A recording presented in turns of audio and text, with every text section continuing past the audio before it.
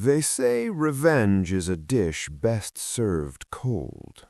But for my Uncle Richard, it wasn't just cold. It was a masterpiece. Richard thought he had committed the perfect crime, a silent theft of a family legacy that left me with nothing but a box of old photos and a heart full of grief. He forgot one thing, though. I'm an art appraiser. I know exactly what things are worth, and I knew exactly what it would cost to destroy him. My grandmother was a legend in the world of antiques. Her crown jewel, a porcelain doll collection worth over $3 million. In her will, they were mine. But when she passed, Richard, the grieving son with a hidden gambling debt, didn't see art. He saw a way out.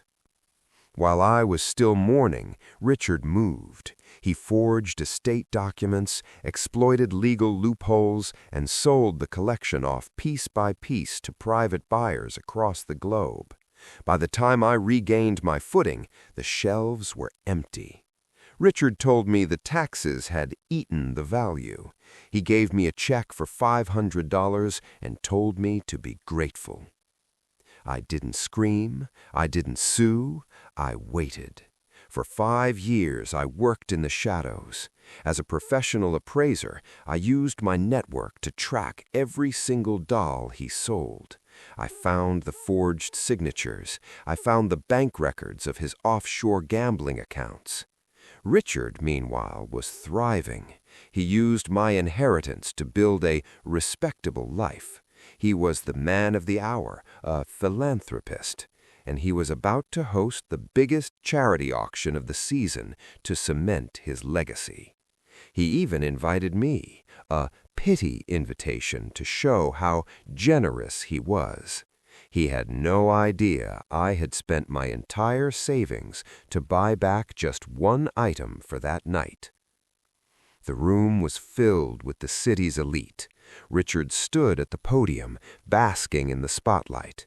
He began his speech about family values and honor. That's when I signaled the tech booth. The main screen behind him didn't show his charity's logo. It showed a side-by-side, my grandmother's real will versus the forged one Richard signed. The room went silent. Then a slideshow of the stolen dolls, each with the name of the buyer and the price Richard pocketed, began to scroll. Richard froze. "It's a mistake," he stammered. I stood up from the back of the room, holding a small velvet-covered box.